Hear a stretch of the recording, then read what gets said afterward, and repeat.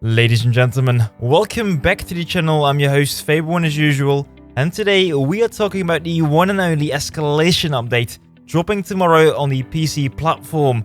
As you might have seen in the video thumbnail, maybe the video title, this whole video is dedicated towards not overhyping the Planetside Escalation update. What I've been seeing online lately from my fellow content creators is a lot of positivity regarding Planetside 2. And of course, it's a good thing we see some positive news regarding Planetside 2, because the last few months have been pretty rough to say the least. But we are a mature gaming community, so it is not all just sunshine and rainbows. There are also some negative sides of things that are not being addressed with this update. And with this little video, I want to say these things as well. I personally really believe in constructive feedback. So guys, if you see anything that I missed in this video, do let me know in the comments down below. And of course, if you like this kind of content, do not forget to press that big red subscribe button. Anyway, enough chit chat, let's start with the elephant in the room. And I think that is, again, an unfortunate release of another game. As you might know, on the 10th of March, a new Battle Royale from the Call of Duty franchise launched, called Warzone. This new Battle Royale is a standalone from the Modern Warfare series and is actually completely free to play as well. Moreover, the game is launching on all three major platforms exactly at the same time and also offers crossplay.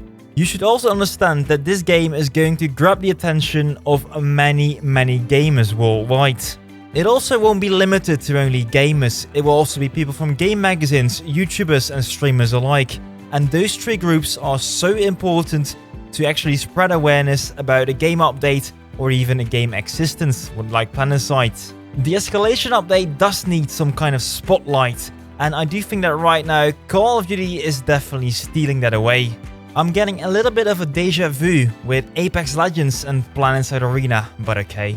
Let's continue with point number 2, and that is going to be the outfit focus on the Escalation update. Planetside has a few main pillars that really build the game, and one of those pillars is the outfit system. And outfits, if you don't know it, are like clans, and clans are really important to actually make it possible to unite with others, to play together, to fight in a group. If you compare it with real warfare, you will never see a single soldier just running around through the fields. It's always a squadron or maybe like a platoon.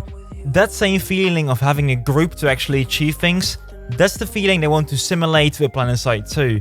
Having said that though, there are some days I just want to be my introvert self and play games all by myself. After a stressful day of work, talking a lot with clients, talking a lot with colleagues, just sitting still, be quiet, shoot some people online, that's a lovely feeling, it's lovely to relax. But unfortunately, for people that play a lot of solo, that play without anyone, that play without an outfit, this update won't bring a lot to you. You won't be able to play with the shiny new toys like the Bastion Fleet Carrier, and you won't be earning any outfit merits. Some of you might be thinking, but Faber, this game is made to be played with groups, so if you decide to not play with a group, not play with an outfit actively, then well, you deserve to miss out on certain things of the game. But I don't know, to be honest, I think that's hard to agree on. To me, Planetside 2 is a big open sandbox with many different playstyles. And I've done a poll in the past, and that poll says that the majority of players mainly play solo. That poll has been answered by 800 people, and I do think that's representative of the majority of the Planetside population. So if you belong to that 50% playing Planetside 2 mainly solo, then well, you might be part of a big fight with a Bastion Fleet Carrier once, maybe twice.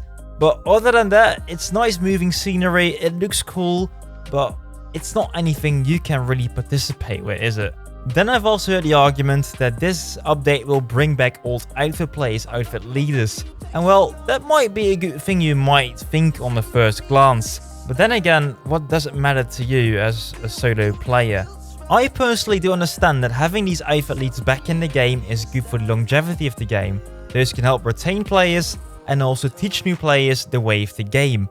But for the average Joe, do you really care about the population of the game? I mean, I just want to play the game, and to me it doesn't matter if there are 1000 players playing in .ti alloys or 1500 players playing on TI alloys. The average Joe just wants to play the game. But wait a minute, isn't there anything for the average Joe to do with the new update? Well, actually, there is something new, and that brings me to the third point. With the new update, we will get the new Sanctuary, and the Sanctuary is going to be the new waiting lobby for Planetside 2.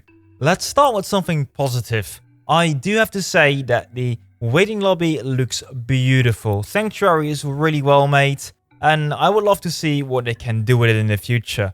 Because, well, that's bringing me to the negative points. Right now, there is not much to do inside the Sanctuary other than running around and maybe sometimes buying some things from the outfit vendors. Currently, there is just not enough reason to actually go to the Sanctuary, and I am afraid it will be something like a ghost town soon. Actually, if I even want to go there, I might have to requeue again for my continent because, well, I left my continent, I went to the Sanctuary. If I want to go back, well, I have to be back in the line again.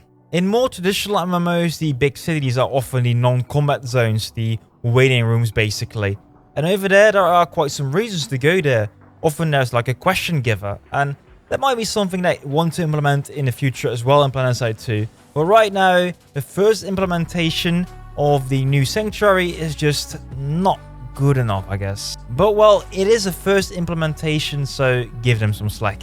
The fourth and final point I want to make today is about the outfit wars, and well, I'm still a bit confused how they actually want to do it in the game. But okay, let's talk about the basics first. So they want to introduce a 1v1v1 for outfits basically on a desperate continent called Desolation. Again, if you are a solo player, well, you can't even play on Desolation, so this is only for the outfits. But okay, I understand that because if you want to play esports, it's often in teams. But maybe for the future, single queue to actually fill up teams, maybe.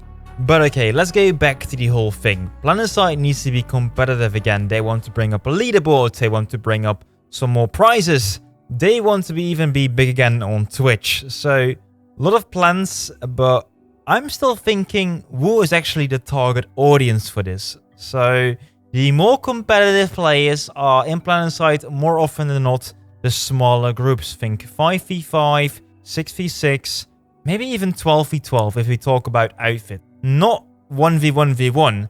This is again a lot with double teaming and they want to prevent that. So it is competitive in some way. There is some sort of economy inside. They want to make sure you can actually harvest those nodes, try to get the ants rolling and use the ants to actually get more vehicles in the game. And as you might know, in the more competitive side of Planetside, having vehicles is key to win bases, to win points. I still have to see the outfit wars in action, but so far I have not seen a lot of different outfits really hyped about the outfit wars. So I'm still looking for who's going to participate and when are actually these matches going to start, because I won't be able to be there every Saturday, for example, and there might be people that never can play on a Saturday that want to play on a Friday.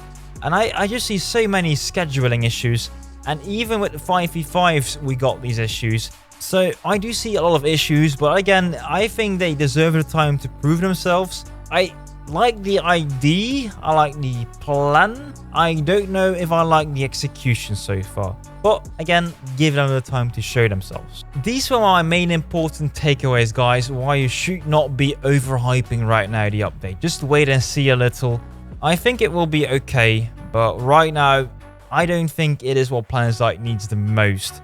More things like hit registration, a server lag, those things are way more important than anything that Planetside is going to deliver right now with the Escalation update. But okay, that is from my first-person shooter point of view. If you want to play massive with groups of fans, more social, well, in that case, maybe this is what you're looking for.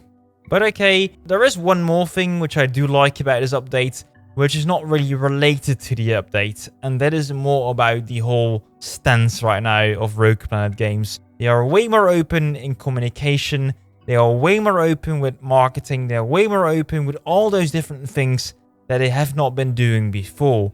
Those things are important, those things are a positive change, and I do hope they do deserve all the good things coming to them. We will see. Anyways, guys, that was my rant for today. I do want to be positive, guys, but hey, we gotta be mature, we gotta think forward. And I want to hear from you what you think of all this video, all these comments, and if I missed something like I mentioned before. Anyway, guys, that is me. That is Faber1, and I will see you soon with some more content.